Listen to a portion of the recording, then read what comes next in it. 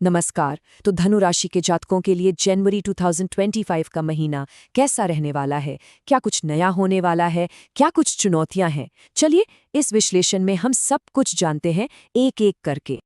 तो सबसे बड़ा सवाल है ना कि भाई ये जो आने वाला महीना है ये धनु राशि वालों के जीवन में क्या लेकर आ रहा है। तो चलिए इसे समझते हैं, देखते हैं कि सितारे क्या इशारे कर रहे हैं। देखिए, इस महीने की जो सबसे बड़ी थीम है, जो सबसे बड़ी ऊर्जा है, वो इसी एक लाइन में है, स्थान परिवर्तन योग। जी हाँ, इसका मतलब सीधा सा है, जीवन में किसी बड़े बदलाव की, एक बड़े शिफ्ट की बहुत मजबूत संभावना बन रही है। अच्छा, तो ये जो बदलाव की एनर्जी है ये आखिर जीवन के अलग अलग हिस्सों पर असर कैसे डालेगी। चलिए देखते हैं कि पर्सनल और प्रोफेशनल लाइफ में, मतलब कि व्यक्तिगत और कामकाजी जीवन में इसके क्या संकेत मिल रहे हैं। अब सवाल ये है कि ये बदलाव असल में दिखेगा कैसे। देखिए, हो सकता है कि पति पत्नी के बीच में किराए का घर बदलने की बात चल पड़े, या फिर करियर में कोई नया मोड़ आ जाए। कुछ लोग हो सकते हैं जो अपनी नौकरी बदलने के बारे में बहुत सीरियसली सोचें, तो कुछ अपना नया काम, नया बिजनेस शुरू करने का मन बना सकते हैं। और हाँ, जो लोग काफी समय से खाली बैठे थे उनके लिए भी अच्छी खबर है, वो भी एक नई कोशिश करते हुए नजर आ सकते हैं। लेकिन हमेशा की तरह जहाँ कुछ अच्छा होता है वहाँ एक चुनौती भी होती है। इस पॉजिटिव एनर्जी के रास्ते में एक बहुत बड़ी रुकावट है, और वो है सुस्ती। जी, आलस। एक ऐसी फीलिंग जो नए साल के सारे रेजोल्यूशंस, सारे संकल्पों की हवा निकाल सकती है, सारी ऊर्जा को सोख सकती है। ज्योतिष में ना इस आदत के लिए एक बहुत ही सटीक शब्द है, दीर्घसूत्री।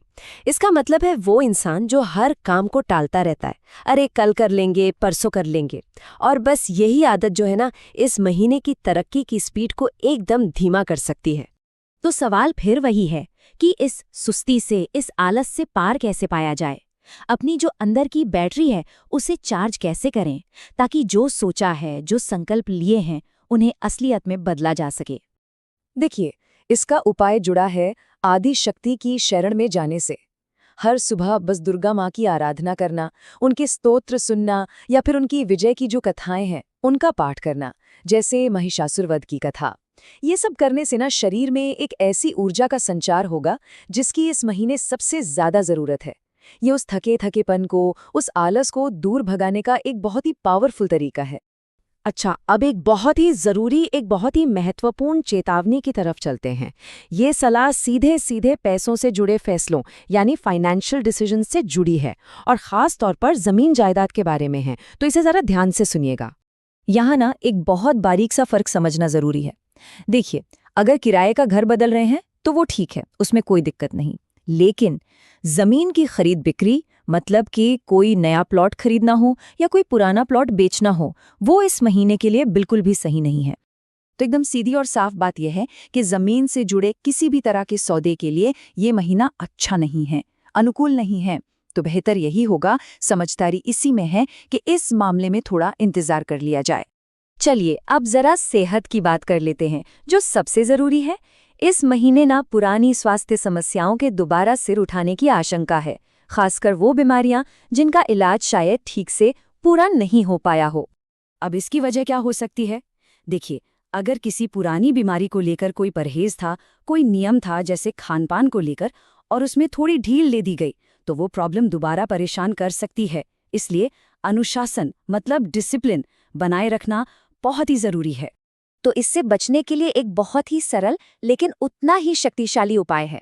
हर दिन बस रुद्राक्ष की माला पर महामृत्युंजय मंत्र का सिर्फ एक माला जाप करना है।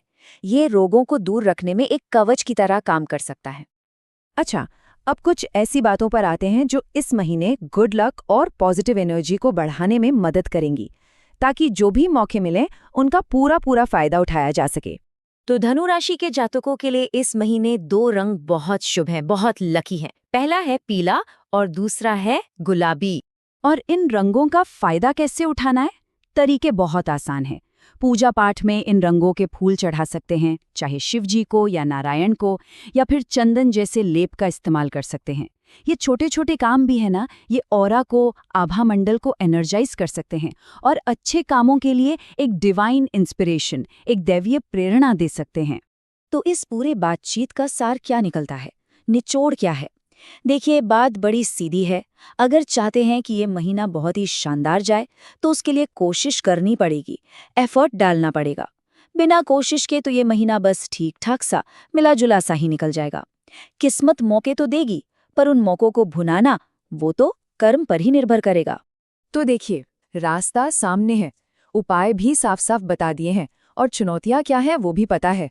अब सवाल बस एक ही बचता है कि क्या उस रास्ते पर चलने की इच्छा शक्ति है, वो विल पावर है, और इसका फैसला तो हर किसी को खुद ही करना होगा।